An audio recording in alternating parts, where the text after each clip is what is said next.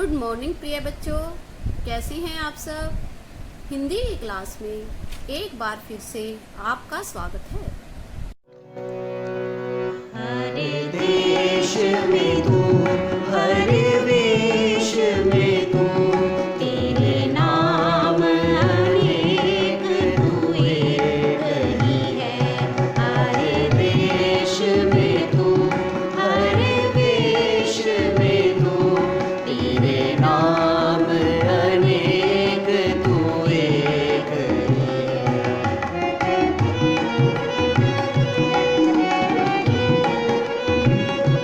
सागर से उठा बादल बन के, बादल से गिरा जल हो करके। सागर से उठा बादल बन के, बादल से गिरा जल हो करके। फिर लहर बनी नदियाँ गहरी, तेरे भिन्न प्रकार तू एक ही है। हर देश में तू, हर वेश में तू, तेरे नाम अनेक तू एक ही है। तेरे नाम अनेक तू एक ही है। तेरे नाम अनेक तू एक ही है। यह सुविचार देखिए, शिक्षा से ज्यादा मूल्यवान कोई चीज नहीं है। इसे परिश्रम के द्वारा ही पाया जा सकता है। इसका अर्थ है शिक्षा का हमारे जीवन में बहुत अधिक महत्व है। पिछली वीडियो में हमने नव भारती पुस्तक का लेसन 9 कंप्लीट किया था। आज हम हिंदी व्याकरण का काम करेंगे। आप अपनी हिंदी व्याकरण की बुक का लेसन नंबर 7 ओपन कर लीजिए। यह आपकी बुक में पेज नंबर 42 पर दिया गया है। इस चैप्टर का नाम है सर्वनाम। पहले मैं आपको चैप्टर के बारे में समझाऊंगी और उसकी रीडिंग करवाऊंगी। सबसे पहले हम एक एक्टिविटी करेंगे। मैं आपको एक खिलौना दिखाऊंगी और फिर उसके बारे में आपसे कुछ प्रश्न पूछूंगी। आप मुझे उन प्रश्नों के उत्तर बताना। सबसे पहले देखिए, ये देखिए, यह क्या है बताइए। यह एक गुड़िया है। क्या है यह? गुड़िया। आगे बताओ, गुड़िया कैसी है? गुड़िया सुंदर है। अब देखिए, गुड़िया ने कैसी फ्रॉक पहनी है? गुड़िया ने बहुत सुंदर फ्रॉक पहनी है। गुड़िया के बाल कैसे हैं? गुड़िया के बाल सुंदर हैं। गुड़िया ने कैसे जूते पहने हैं? गुड़िया ने गुलाबी रंग के जूते पहने हैं। और देखिए, गुड़िया ने बालों में क्लिप भी लगाया हुआ है। तो बच्चों देखिए, हमने गुड़िया के बारे में कौन कौन सी लाइनें बोली। गुड़िया बहुत सुंदर है, गुड़िया की फ्रॉक भी सुंदर है और यह गुलाबी है। गुड़िया ने गुलाबी रंग के जूते भी पहने हैं। गुड़िया के बाल काले हैं। गुड़िया ने क्लिप भी लगाया हुआ है। तो बच्चों देखो, मैंने जो वाक्य बोले हैं इसमें गुड़िया शब्द बार बार बोला है। तो बताओ, क्या ये सुनने में कुछ अटपटा नहीं लग रहा? हम बार बार एक शब्द को रिपीट करते हैं तो वह सुनने में, और अगर हम लिखते हैं तो लिखने में भी अच्छा नहीं लगता। तो इसकी जगह हमें क्या बोलना चाहिए? सबसे पहले देखिए, यह एक गुड़िया है। उसके बाद हमने बोला गुड़िया सुंदर है। हम इसकी जगह क्या बोल सकते हैं? यह सुंदर है। गुड़िया के जूते गुलाबी हैं। इसके जूते गुलाबी हैं। गुड़िया ने गुलाबी रंग की फ्रॉक पहनी है। तो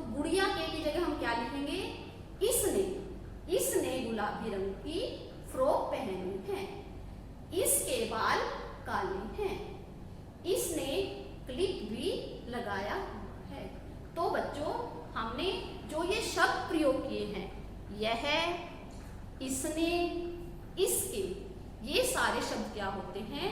सर्वनाम। क्या होते हैं ये शब्द? सर्वनाम। अब हम पेज नंबर 42 की रीडिंग शुरू करते हैं। देखिए इसमें चित्र बना हुआ है और यह लड़की मन ही मन कुछ सोच रही है। देखिए वह क्या सोच रही है? प्रतिदिन सुबह मैं उसका इंतजार करती हूँ।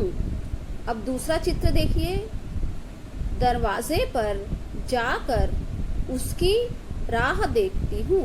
देखिए वह लड़की किसी का इंतजार कर रही है और फिर दरवाजे पर जाकर उसका रास्ता देखती है कि वह उसे कब मिलेगा। अब अगला चित्र देखिए, जब वह दरवाजे पर जाती है तो वहाँ उसे उसके दादाजी मिलते हैं। देखिए दादाजी उसे क्या कह रहे हैं? पावनी, तुम अभी तक स्कूल नहीं गई? तो पावनी कहती है, उसे देखकर ही मैं स्कूल जाऊंगी। आप पेज नंबर 43 ओपन कर लीजिए और देखिए उसमें वह दादाजी को क्या कह रही है? वह आ गया। जी हाँ, यह देखिए उसका था मुझे इंतजार। देखिए उस लड़की का नाम क्या था? पावनी, और वह समाचार पत्र यानी अखबार का इंतजार कर रही थी, क्योंकि अखबार पढ़ने के बाद ही वह स्कूल जाती थी। अब मैं आपसे इस चित्र के बारे में कुछ प्रश्न पूछती हूँ। तो बच्चों अब आप मुझे बताइए कि पावनी और समाचार पत्र के लिए किन किन शब्दों का प्रयोग किया गया है। सबसे पहले बताओ पावनी के लिए। पावनी के लिए कौन सा शब्द आया है? मैं, क्योंकि पावनी क्या कह रही है कि मैं उसका इंतजार करती हूँ। तो मैं शब्द किसके लिए आया है? पावनी के लिए। उसके बाद तुम देखिए जब दादाजी पावनी को कहते हैं कि तुम अभी तक स्कूल नहीं गई, तो तुम शब्द का प्रयोग भी किसके लिए हुआ है? पावनी के लिए। और उसके बाद देखिए मुझे, ये तीनों शब्द पावनी के लिए आए हैं। आप देखिए समाचार पत्र के लिए कौन कौन से शब्द आए हैं? उसकी, क्योंकि पावनी कह रही है कि मैं उसकी राह देखती हूँ, तो उसकी शब्द किसके लिए आया है? समाचार पत्र के लिए। उसे, वह, इसका, ये सभी शब्द समाचार पत्र के लिए प्रयोग किए गए हैं। तो बच्चों जो ये मैंने पावनी के लिए और समाचार पत्र के लिए जो शब्द लिखे हैं, ये सारे शब्द क्या हैं? सर्वनाम। तो देखिए संज्ञा के स्थान पर, देखो पावनी और समाचार पत्र क्या है? नाम है, तो ये दोनों शब्द क्या है? संज्ञा। तो संज्ञा के स्थान पर हम जिन शब्दों का प्रयोग करते हैं वो क्या होते हैं? सर्वनाम। अब हम पेज नंबर 44 की रीडिंग करते हैं। सबसे पहले देखिए क्या लाइन लिखी हुई है? यह भी जानिए, पावनी और समाचार पत्र का बार बार प्रयोग करके भी बात कही जा सकती थी, लेकिन मैं, उसका, तुम, उसे आदि शब्दों का प्रयोग क्यों हुआ? पावनी और समाचार पत्र का बार बार प्रयोग भाषा में बाधा उत्पन्न करता है, इसलिए उनके स्थान पर इन शब्दों का प्रयोग किया गया। देखिए अगर हम बार बार एक ही शब्द का प्रयोग करते हैं तो हम अपनी बात दूसरे को अच्छी तरह नहीं बता पाते और न ही हम सही ढंग से भाषा का प्रयोग कर पाते। इसीलिए इन शब्दों की जगह है तुम, उसे, उसका आदि शब्दों का प्रयोग किया गया है और ये सभी शब्द ही सर्वनाम शब्द हैं। इसके प्रयोग से भाषा में प्रवाह आ गया कि हमें भाषा बोलने में आसानी हुई। पावनी और समाचार पत्र के लिए जिन शब्दों का प्रयोग हुआ वे सर्वनाम हैं।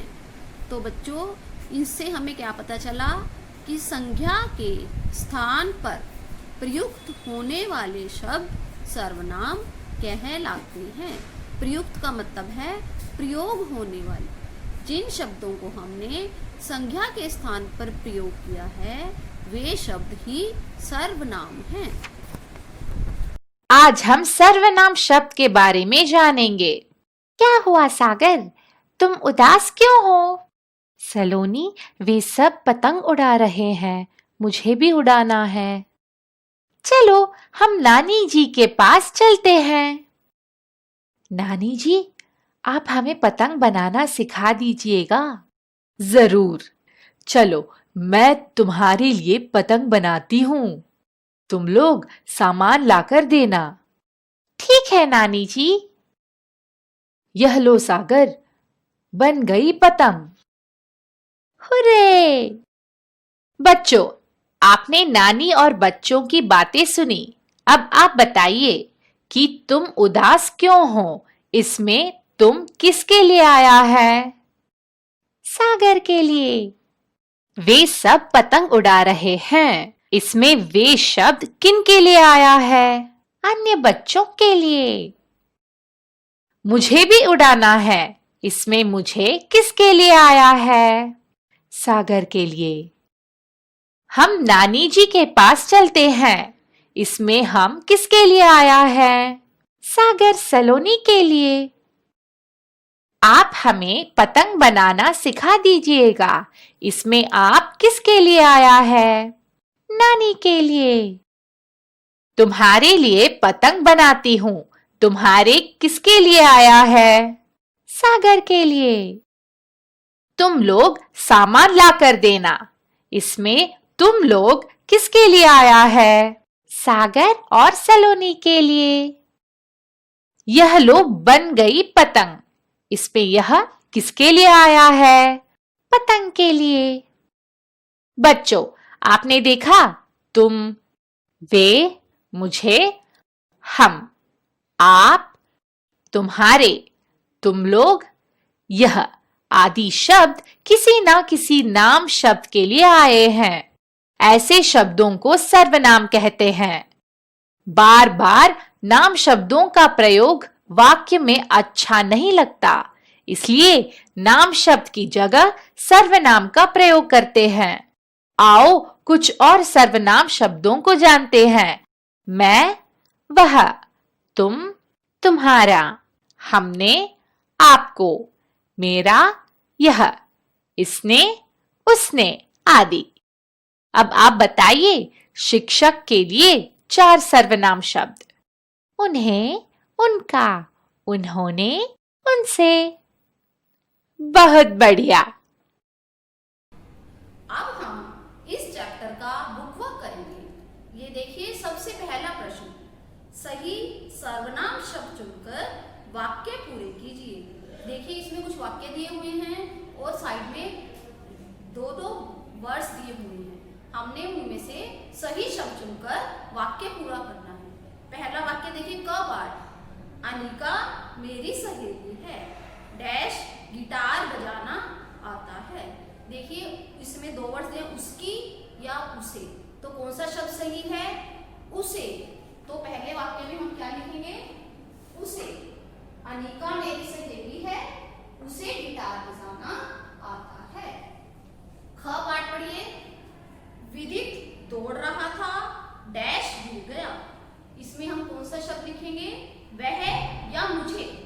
वह गिर गया। ये देखिए, वह, विदित दौड़ रहा था, वह गिर गया। थर्ड देखिए, बंशी काका बगीचे में काम कर रहे हैं, डैश फूल पौधों से प्रेम है। इसमें देखिए हम क्या लिखेंगे? उन्हें फूल पौधों से प्रेम है। ये देखिए ग पार्ट में कौन सा वर्ड आएगा? उन्हें। अब अगला पार्ट देखिए, संजना डैश क्या कर रही हो, वे या तुम? तुम शब्द सही है, तो हम क्या लिखेंगे? तुम क्या कर रही हो। अगला पार्ट देखिए, डैश राजमा चावल पसंद है, मुझे या यह? मुझे राजमा चावल